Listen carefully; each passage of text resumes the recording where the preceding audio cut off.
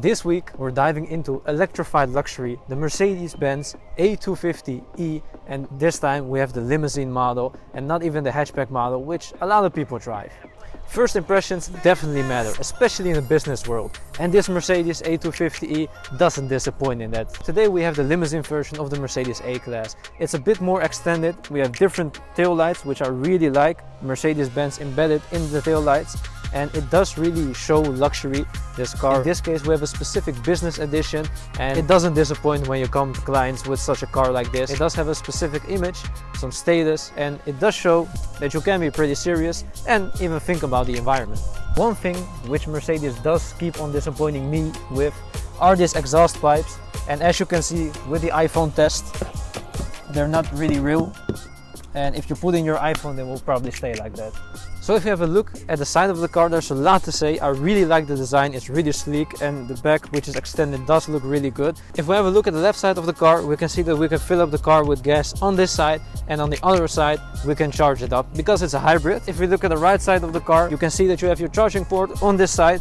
In this case we do have the normal charger. You can also get the extra charging port for extra fast charging, but in my opinion, you shouldn't treat this car as an electric car. You should just treat it like a gasoline car, which is better for the environment and which you can drive at low speeds through town without emitting too much CO2. I wouldn't really recommend driving on the highway fully electric because the battery dies out pretty soon. Something that Mercedes did change on this car is the fuel tank. So the fuel tank is a bit smaller, so they can make room for the hybrid battery, which is on the left side of this car. So you do compromise a bit on your gas tank, but you don't compromise on the boot capacity because there's a big battery in the car. Furthermore, I do really like this AMG package on the car. We have the sunroof, which I really love. We have tinted windows on this car and chrome door handles, which absolutely makes it great. So underneath this Mercedes we have 18-inch alloy wheels with the AMG package. They come as standard. These are the 5-spoke wheels. I do really like the multi-spoke wheels, but these ones look great also. And we have perforated discs in the front, which help with braking. So if we have a look at the front of the car, we can see that there's a lot going on. It has a very sleek design at the front, so the whole bonnet is like sleek, probably pretty good for aerodynamics. We have multi-beam Mercedes-Benz headlights, which look amazing. We do have these small lips on the front, which don't seem like they do anything. We have front parking sensors. We have this special AMG style grille. You do have the one with the vertical slots, which a lot of people chase them out for, but I do really like this design.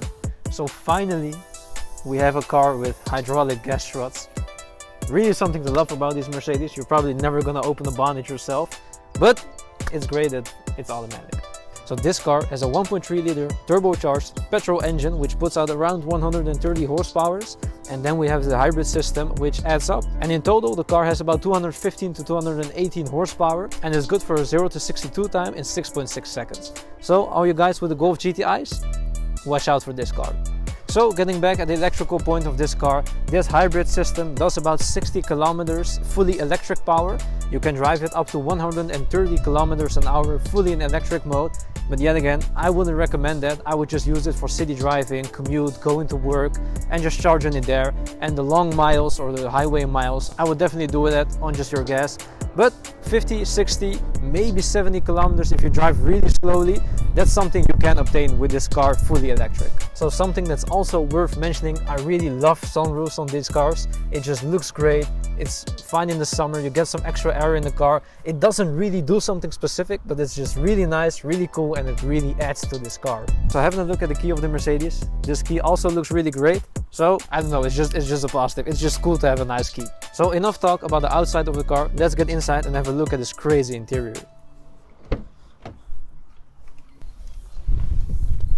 Alright, so getting inside of this Mercedes, it's really nice. We have AMG stitching on the carpets. We have Mercedes-Benz embedded inside of the door panels, and these seats are really comfortable.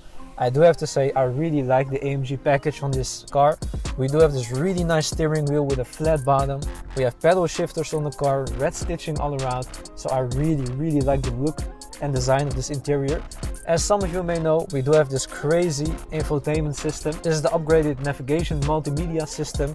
which doesn't have those ugly bezels. So this is the full-sized Mercedes-Benz infotainment screen. We do have these very nice interior fans. They also light up with the ambient lighting in this car, which is absolutely beautiful. That's something Mercedes does really well.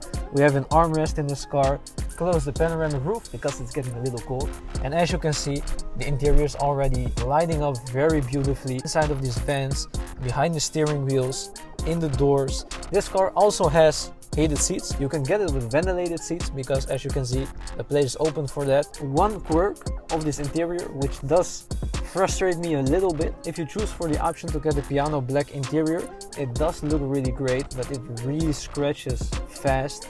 It also gets very dusty and it kind of ruins the interior a little bit.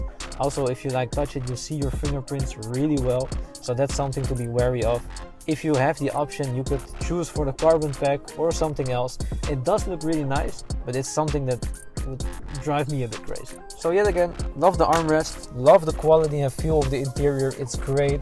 It has a nice seating positions, a lot of options that you want, and everything is really sturdy and doesn't really move inside of this car. So yet again, Mercedes has done a real good job. In the back of this Mercedes A-Class limousine, there's enough space. So I'm not the tallest guy, but if you're over 6 foot, this time you're not gonna struggle. We have a good amount of knee room, a good amount of headroom. The windows are tinted at the back, so we have a lot of privacy, which is very nice. The seats are lovely, they sit really well. We have half Alcantara and half leather in this car. So we even have an armrest with very nice cup holders, so you can put your cups in it and they don't block your arm space like in the BMW 3 Series, for example. So I really like it. It's a bit short, it could have been a bit longer. And we do have USB-C ports in the back. So yet again, really lovely interior, a lot of room, and very good and comfortable if this is your car for work. So with having said all of that, let's just go for a drive in the car. All right, so let's start off with the drive in this car. So we have the stalk, which looks like the indicator. So we put it in drive. We can already see the very beautiful ambient lights inside of this car. The flat bottom steering wheel, which feels great. And as we can hear, it's fully in electric mode. So it's really, really quiet in this car. We can see the reversing camera, different angles. It also moves when you're steering the car. And it makes noise outside of the car to let people know that you're driving in electric mode. So they don't really get scared when you're driving this car, and it is really silent and it just kind of pulls up. So yet again, really silent. You don't feel the gear shifts. As we can see, I put the car inside of reverse and the right mirror turned a bit down so you can see, so you don't break your wheels on the curb. So that's very nice of this car. If you look at the last reviews we did, it's a nice change of pace in this case. It's a really nice, comfortable, quiet car, which you can really enjoy driving in. It has great speakers, the infotainment is really great. It has so much options that it would take way too long to cover it all in just this one video. And you have a lot of horsepower, 220 around, 6.6 seconds to 100 kilometers an hour, which is pretty fast, but the car just wants you to drive really easy, slow down, really quiet and comfortable. So that's something I like. And yet again, this interior looks really, really great. Quality is really, really high in these Mercedes cars. It's quiet, good on mileage, and also very good on tax and incentives because it's hybrid, so you pay a lot less. So the car does have pedal shifters, so you can drive it a bit sporty or change gears if you want so yourself. But I do have to say, I don't really feel like doing it in this car. It's just really quiet, comfortable, yet again. So you can just unleash the power if you want, but one, it's not very economical, and two, it's not really what this car is made for. This car is made for driving like the way we are driving now. So the Mercedes A250e, what's my opinion on it? So after seeing all of the options driving the car, I really like it. It looks great, it looks futuristic, it has a lot of enhanced options, and it's great for private driving and business driving. So in my opinion, I would just go right ahead and buy the car. That's all for this week. See you all next time.